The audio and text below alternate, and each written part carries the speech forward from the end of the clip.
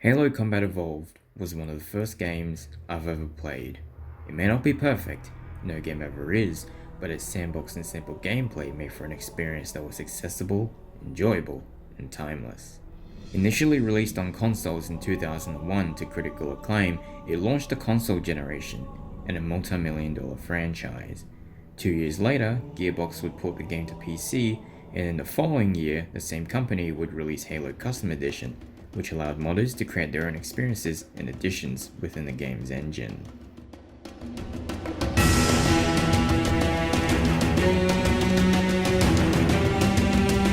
SPV3 is one of the more well-known creations to come out of Custom Edition, aiming to expand Halo's single-player component by providing new additions to the sandbox as well as revamping old levels and even adding new ones.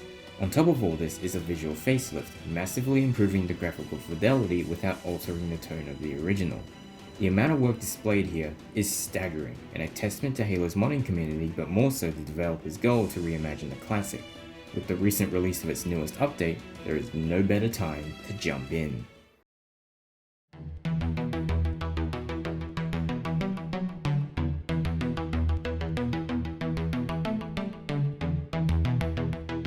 SPV3's approach to gameplay is more or less inspired by Halo Reach. It offers new items in its sandbox to interact with, rather than changing how the player interacts with its environment, like in Halo 5. The only exception to this being the armor abilities. SPV3 adds new vehicles, new weapons, new grenades, and armor mods, allowing for more varied encounters and player expression, which was lacking in Combat Evolved's limited weapon selection. The result is gameplay that feels fresh and familiar, but the core of the experience is ultimately and unmistakably Halo. Because SPV3 is strictly single player, it doesn't need to create consistent mechanics with a multiplayer component. Thus, additions that add a fourth pillar to Halo's golden triangle, such as armor abilities, don't feel like a detriment to gameplay, because it doesn't need to be balanced for competitive or social experience.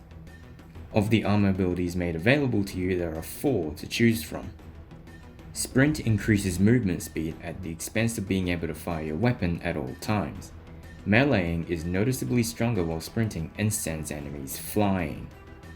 Health regen is self-explanatory, radar increases radar range, and visor highlights enemies, improving spatial awareness, especially in dark environments. Each ability grants players an advantage in a fair and balanced way, only making engaging and disengaging firefights easier. Speaking of firefights, the mod varies the moment-to-moment combat by changing levels to include new sections and new enemy types and varieties, which present their own challenges and warrant a different approach to the original game. The Pillar of Autumn now includes a zero-gravity section. Halo has new and expansive battlegrounds, and the beach landing in Silent Cartographer is larger and grander in scale. Every level in some way has been modified to improve the scale of the original and accommodate the new enemy types, which serve as an organic way to acquire new weapons, such as the ability to pick up a hunter's cannon after killing them, and similarly with the Sentinel Beam. While these new additions are indeed cool and a genuine joy to experiment with on my first playthrough, there are a couple of problems. SPV3 attempts to balance the player's more powerful arsenal by increasing the overall enemy count, and in some cases it makes perfect sense. However, what can result are encounters that create difficulty not through well thought out level design and balanced enemy composition, but by overwhelming the player through sheer numbers.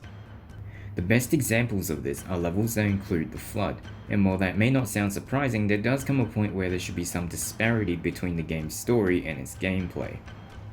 While it does make sense for the Flood to appear in large numbers as it fits within their characterization and the lore and amplifies the feeling of surviving against impossible odds, it doesn't particularly translate well into gameplay, and neither is it satisfying when you reach the end of a level. It's this inconsistency and difficulty that makes my experience with SPV3 into a period of ups and downs, and it's why I find myself playing in short bursts rather than long sessions. Regardless, the majority of levels still retain their enjoyment and in most cases are improved, with the exceptions being the library, 2 betrayals, and keys, which is still mediocre.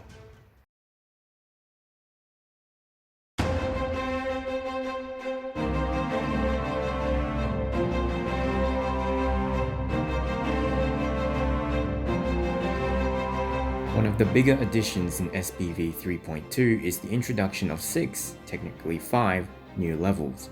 One of them is a continuation of a previous level in the main campaign, and the rest follow the perspective of different characters. I'll try to summarize each level briefly and as spoiler-free as possible. None Left Behind follows the trend of the levels before in that it is a rehash of a previous level only in reverse. The level in question is Halo. It attempts to explain Sergeant Johnson's escape from the ring.